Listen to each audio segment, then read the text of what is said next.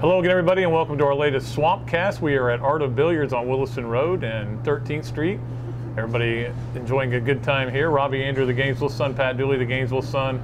Robbie, I put in the paper today, a lot of people say this is a sandwich game because it's between LSU and Georgia, but because there was a bye week, it's an open-face sandwich.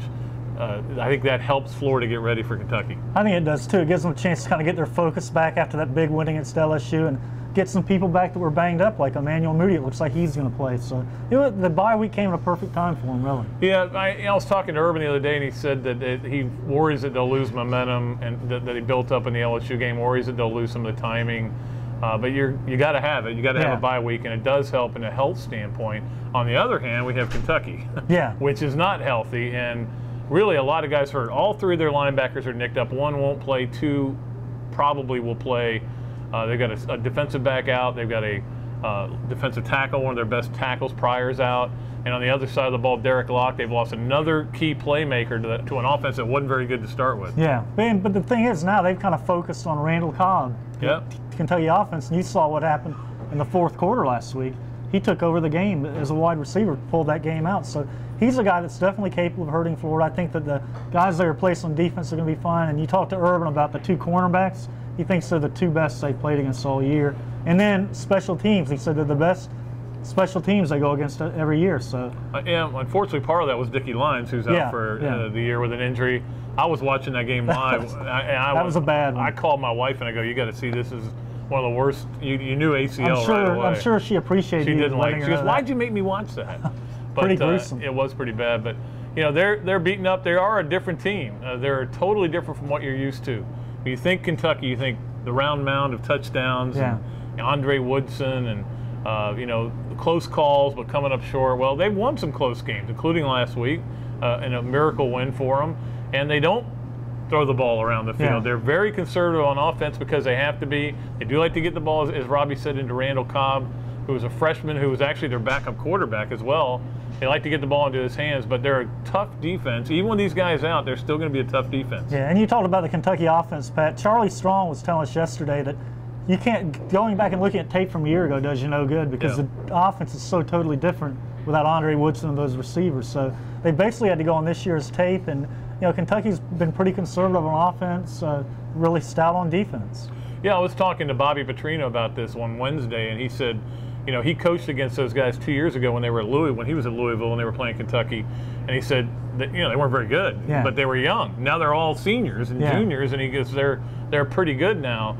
So it'll be interesting to see. Gator fans, you're not allowed to complain the first quarter. Florida doesn't score on every play because they probably won't. This is a really good defense they're going up against, and the curious thing is to see how Florida reacts to the open week and reacts to the 12:30 game. Now, we got a phone call today saying they haven't struggled in 12:30 games from a certain somebody. But they have started slow. They have started slow. I'm not going into the details. Yeah, we start slow too. And now look, we're picking up speed. But momentum. They have no points in the first quarter against a bad Hawaii team. Yeah. Struggled early against Arkansas. Lost in the 12:30 game. 7 penalties in the second quarter against Arkansas. Lost, obviously, to Ole Miss in a 12:30 game.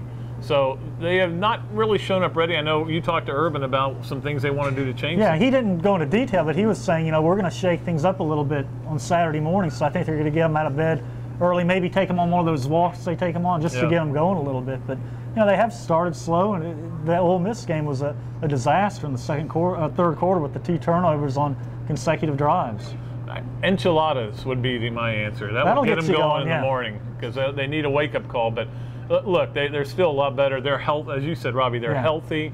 Kentucky's not. They can score points. Kentucky can't.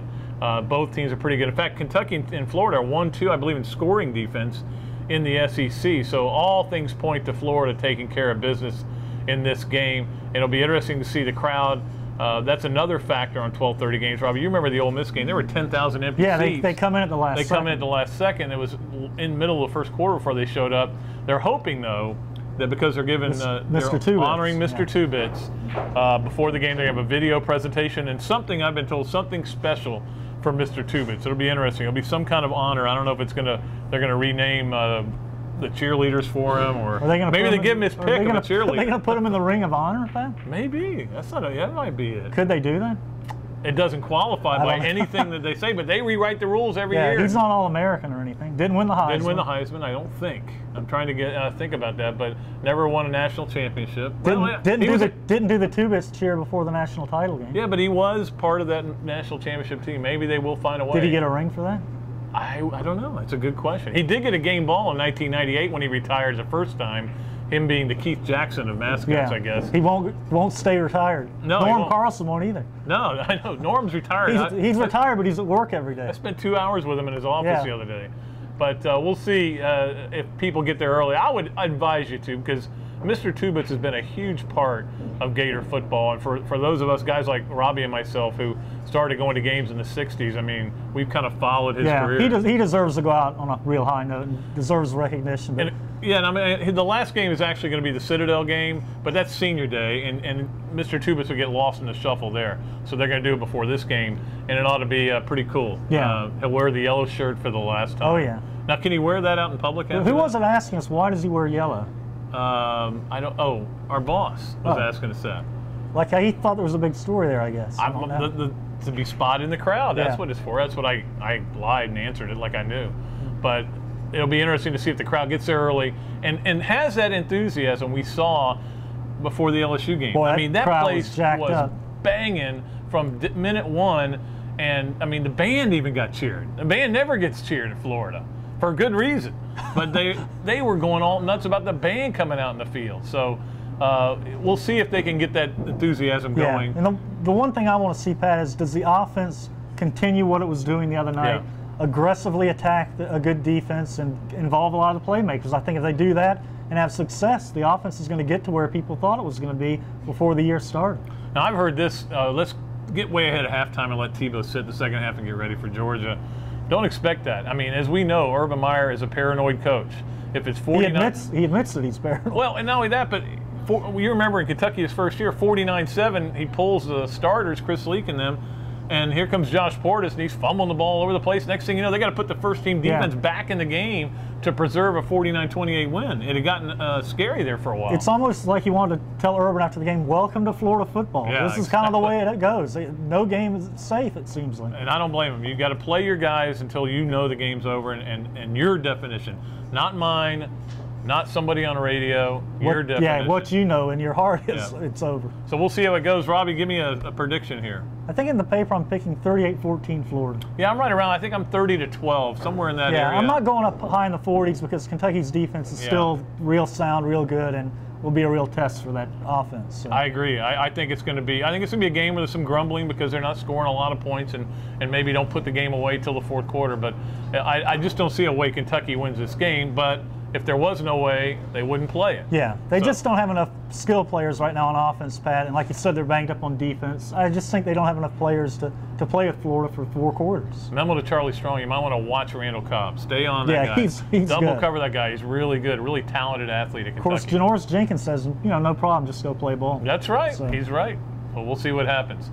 We'll be back next time with you from the Swamp itself, on the field after the game when Florida and Kentucky play. Look forward to that. Until then, from Art of Billiards in the Sunshine State, we're saying so long.